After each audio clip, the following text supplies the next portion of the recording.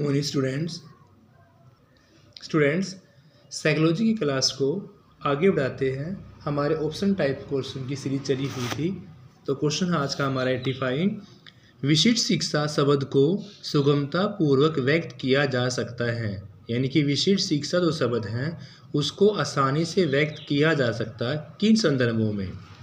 यानी कि विशिष्ट शिक्षा के शब्द को हम व्यक्त कर सकते हैं अयोग्यताओं के संदर्भ में किए जाने वाले विशिष्ट शैक्षिक आयोजना के संदर्भ में। तो विशिष्ट शिक्षा होगी उस शब्द को हम आसानी से प्रयोग कर सकते हैं, व्यक्त कर सकते हैं अयोग्यताओं के संदर्भ में किए जाने वाले विशिष्ट शैक्षिक आयोजना का संदर्भ में। तो D is right answer students. पद मानसिक विशिष्टता के अंतर्गत इनमें से किस बालकों के समूह को सम्मिलित किया गया है। तो पद मानसिक विशिष्टता के अंतर्गत प्रतिभाशाली बालक को भी शामिल किया गया है, मानसिक मंद बालक को भी और सृजनात्मक बालक को भी। इसलिए ए बी सी तीनों ही आपके सही हैं। प्रतिभाशाली बालक, मानसिक मंद बालक और सृजनात्मक बालक। त्वरण विधि एक्सेलेरेशन जो मेथड होता है वो सर्वाधिक रूप से लाभप्रद किन के लिए होता है।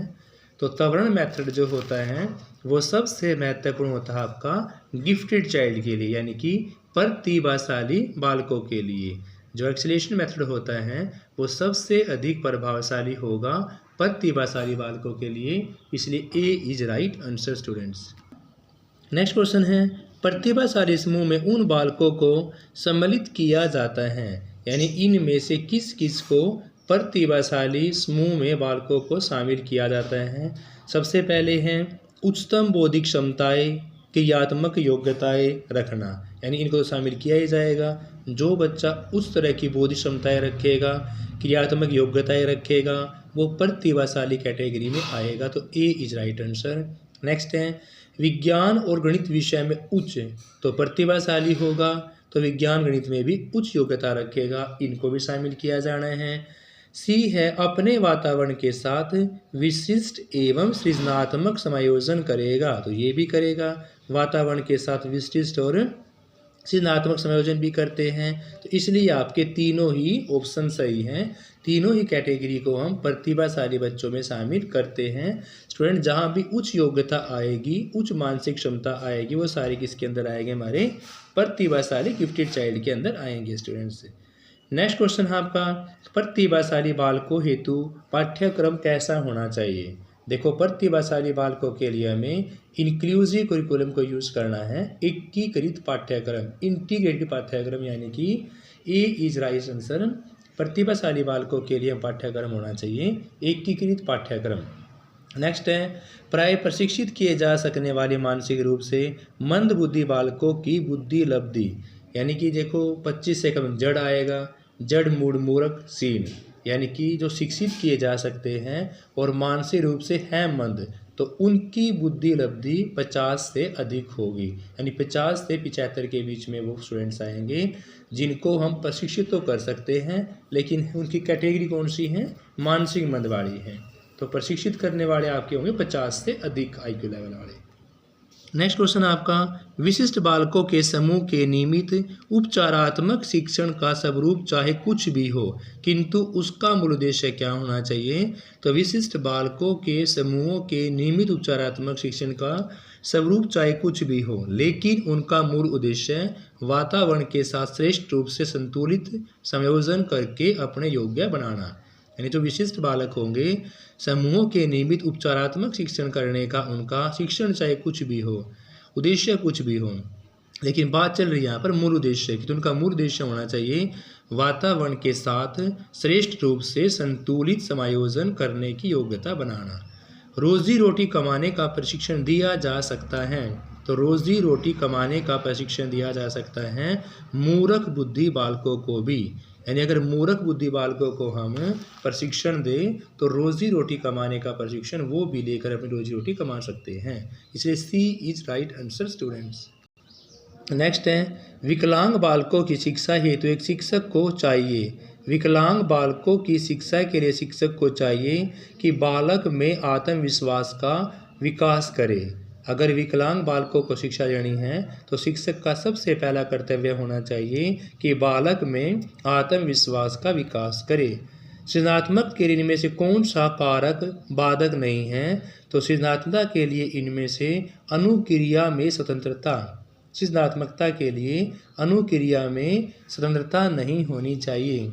बाल अपराधियों के व्यवहार में सुधार लाने हेतु अपराध करने का कृत्रिम अवसर दिया जाता है।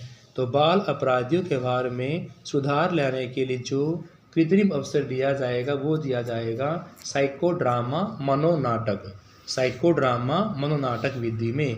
इनमें से बाल अपराध का प्रमुख कारण है परिवार में तिरस्कृत व्यवहार, निर्धनता और कुसंगति। यानी कि बाल अपराध का कारण इनमें से परिवार में तिरस्कृत व्यवहार भी होगा। अगर कोई बच्चा निर्धन है तो बाल अपराध बन सकता है, कुसंगति का शिकार हो जाता है तो वो भी बाल अपराध बनेगा ही बनेगा, यानी अपराध करेगा ही करेगा।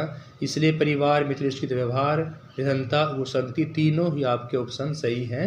D is right answer. Next है, इनमें से कौन सा कारक बाल अपराध से संबंध नहीं है? तो इनमें से कारक बताना है जिसका संबंध बाल अपराध से नहीं है।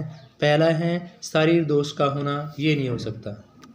तो यहाँ से संवेगात्मक परिपक्वता जो है वो बाल अपराध से संबंध नहीं है। संवेगात्मक परिपक्वता, सी इज राइट आंसर। प्रतिभाशाली बालकों की विशेषता होती है कि वह कठिन कार्यों को करने में रुचि लेते हैं, बिल्कुल सही है। शब्द ज्ञान समृद्ध होता है, ये भी सही है। प्रश्न पूछने की उत्सुकता रहती है, ये भी सही है।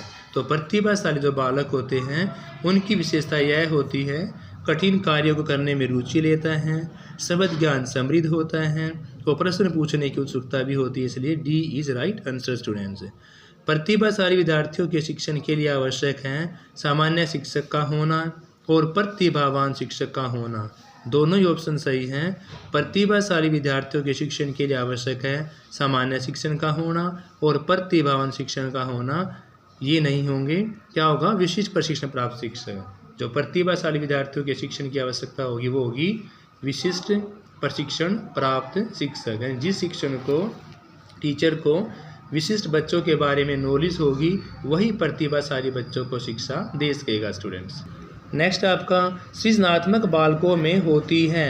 सृजनात्मक बालकों में होती है स्टूडेंट्स कल्पना करने की शक्ति, तर्क करने की शक्ति, चिंतन करने की शक्ति। सृजनात्मक बालक जो होंगे उनमें कल्पना करने की शक्ति भी होती है, तर्क करने की शक्ति भी होती है और चिंतन करने की भी उच्च शक्ति पाई जाती है।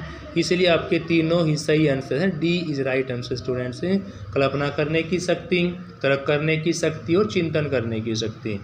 सुधार विद्यालयों की स्थापना की जाती है, सुधार विद्यालयों की स्थापना की जाती है अपराधी बालकों के लिए, ताकि जो अपराधी बालक अपराध ना करें उनमें कुछ सुधार हो सके, इसीलिए सुधार विद्यालयों की स्थापना की जाती है।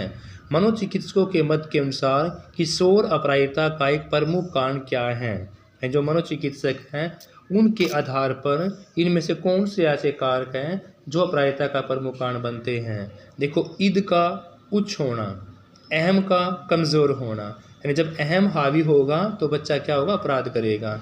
परम अहम का भी कमज़ोर होना, तो तीनों ही आपके सही हैं। जब किसी बच्चे के अंदर ईद का उच्च होगा, क्योंकि ईद आपका पशु प्रवृत्ति होता है, जिस बच्चे में पशु प्रवृत्ति ज़्यादा होगी, अहम व्यक्ति प्रवृत्ति होता है और सुपर ईगो जो भगवान की प्रवृत्ति होती है। तो देखो, अहम भी कम हो गया बच्चे के अंदर, परम अहम भी कम हो गया, यानी व्यक्ति का भी कमज़ोर और जो भगवान है उसकी शक्तियाँ भी कमज़ोर, और सिर्फ वो किसी से ज़्यादा उसके अंदर पशु प्रवृत्ति ज़्यादा है, इसलिए तो अपराध करेगा ही करेगा। इसलिए आपके तीनों ही सही आंसर हैं।